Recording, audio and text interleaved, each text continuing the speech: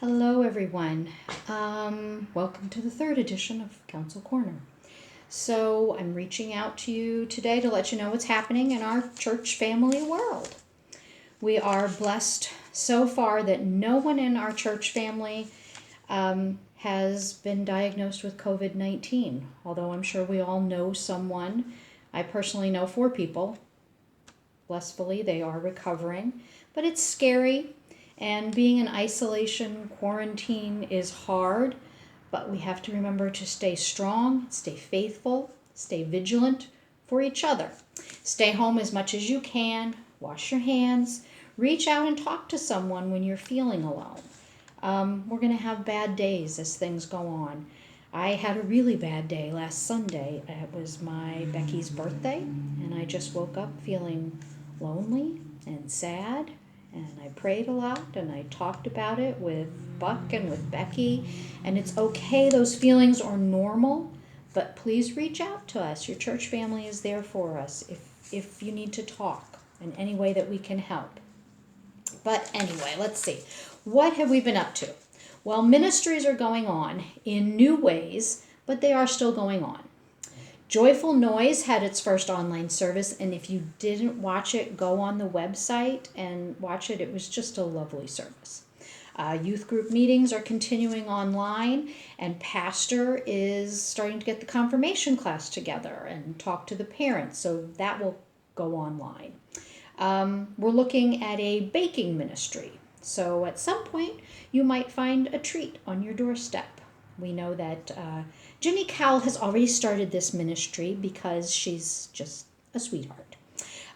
We will be doing some more drive-by birthdays in May for our younger members. Alex Nebbia has offered to help me with that.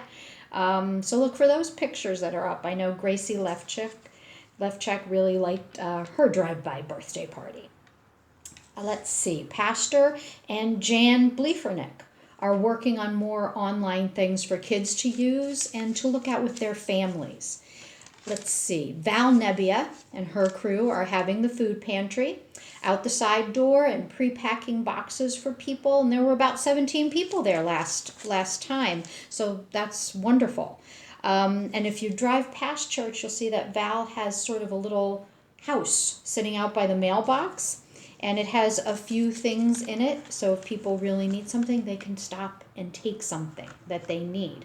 And Melissa Kramer says she saw something about it online, that people were talking about our food pantry, about Val's work, and so she's going to put more information there. So we are reaching more people, and isn't that a wonderful act of evangelism with our acts of generosity? So remember, too, that there's a bin by the back door at church. If you want to make a donation to the food pantry, you can put it in there. Let's see. Bill Carter will be sending out a mowing sign-up sheet. The mower just came back from its checkup, so it's ready to go. I know Buck will be there next week with Bill, so look for that sign-up so you can let Bill know when you're able to mow the lawn, because the grass is growing even when we're not there. VBS.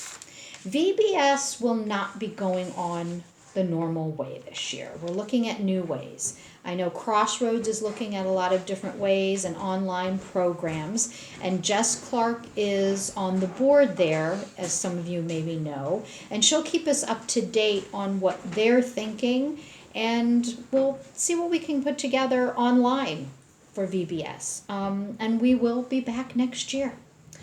Let's see, May 3rd, Bishop Bartholomew is having an online service. So we will be sharing that with all of you instead of our regular Sunday service, because that particular weekend the Clarks are moving, so we don't have Arundel to do the heavy lifting on the internet for us. So, but the bishop is doing the service, so we'll be using that for our Sunday service. Council is so thankful to have Sue Sabick back with us in her role in stewardship. It is so much appreciated. And to that end, here are our money matters. At this point in time, we have a negative cash flow of $8,717.73. We obviously can't continue to sustain that. We are so grateful for Al Cowell, who is looking into grants and loans from the stimulus package, and possibly one of those will come through for us. We're immensely thankful for all of you giving what you can, but it is important that we all try to remember to live up to our commitments, however we choose to give them. Online, the debit card option should be up, I believe, this Friday, Al told me, so we apologize for that delay. Mail in your offering. Give to the church as best you can. I was reading a letter from Dean Brown from the Synod, and one of his suggestions was that, of course, some of us are hit hard financially, so we can't give as much as we would want to in our hearts. Some of us who aren't hit so much financially, maybe you could think about giving ahead a little bit. Maybe if you can do April, May, and June all at once to help your church through this time, this hard time, because we want to remember that our ministries are still going on. They're going on in new ways, but they're still going on.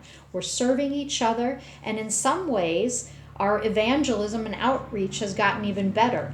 So I ask that you pray on your giving and that you pray for each other, check on each other, reach out if you need anything or if you just want to talk.